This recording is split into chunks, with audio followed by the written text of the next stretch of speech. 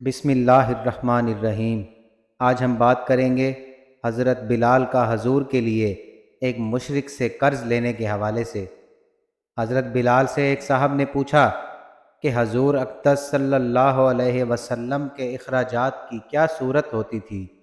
حضرت بلال نے فرمایا کہ حضور صلی اللہ علیہ وسلم کے پاس کچھ جمع تو رہتا ہی نہیں تھا، یہ خدمت میرے سپرد تھی، جس کی صورت یہ تھی کہ کوئی مسلمان بھوکا آتا تو حضور اقدس صلی اللہ علیہ وسلم مجھے ارشاد فرما دیتے، میں کہیں سے قرض لے کر اس کو کھانا کھلا دیتا۔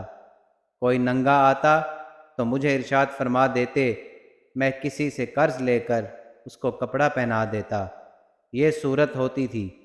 ایک مرتبہ ایک مشرک مجھے ملا، اس نے مجھ سے کہا، مجھے وسعت اور ثروت حاصل ہے، تو کسی سے قرض نہ لیا کر، جب ضرورت ہو مجھ سے ہی قرض لے لیا کر۔ میں نے کہا اس سے بہتر اور کیا ہوگا، اس سے قرض لینا شروع کر دیا۔ جب ارشاد عالی ہوتا اس سے قرض لے کر آیا کرتا اور ارشاد والا کی تعمیل کر دیتا۔ ایک مرتبہ وضو کر کے اذان کے لیے کھڑا ہی ہوا تھا کہ وہی مشرک ایک جماعت کے ساتھ آیا اور کہنے لگا، او حبشی! میں ادھر متوجہ ہوا تو ایک دم بے تحاشا گالیاں دینے لگا اور برا بھلا جو منہ میں آیا کہا اور کہنے لگا کہ مہینہ ختم ہونے میں کتنے دن باقی ہیں؟ میں نے کہا قریب ہے ختم ہونے کے۔ کہنے لگا 4 دن باقی ہیں، اگر مہینہ کے ختم ہونے تک میرا سب قرضہ ادا نہ کیا تو تجھے اپنے قرضے میں غلام بناؤں گا اور اسی طرح بکریاں چراتا پھرے گا جیسا پہلے چرایا کرتا تھا۔ یہ کہہ کر چلا گیا۔ مجھ پر دن بھر جو گزرنا چاہیے تھا وہی گزرا۔ تمام دن رنج و صدمہ سوار رہا اور عشاء کی نماز کے بعد حضور اقدس صلی اللہ علیہ وسلم کی خدمت میں تنہائی میں حاضر ہوا اور سارا قصہ سنایا اور عرض کیا، یا رسول اللہ، نہ آپ کے پاس اس وقت ادا کرنے کو فوری انتظام ہے اور نہ کھڑے کھڑے میں کوئی انتظام کر سکتا ہوں، وہ ذلیل کرے گا، اس لیے اگر آپ اجازت دیں تو جب تک قرض کا انتظام نہ ہو جائے میں کہیں روپوش ہو جاؤں۔ جب آپ کے پاس کہیں سے کچھ آ جائے تو مجھے بلا لیجئے گا، میں حاضر ہو جاؤں گا۔ یہ عرض کر کے میں گھر آ گیا، تلوار لی، ڈھال اٹھائی، جوتا اٹھایا، صرف یہی سامان تھا سفر کا، اور صبح ہونے کا انتظار کرنے لگا۔ صبح ہونے کے قریب تھی کہ ایک صاحب دوڑے ہوئے آئے، حضور کی خدمت میں جلدی چلو۔ میں حاضر خدمت ہوا، دیکھا کہ 4 اونٹنیاں جن پر سامان لدا ہوا تھا حضور کے سامنے بیٹھی تھیں۔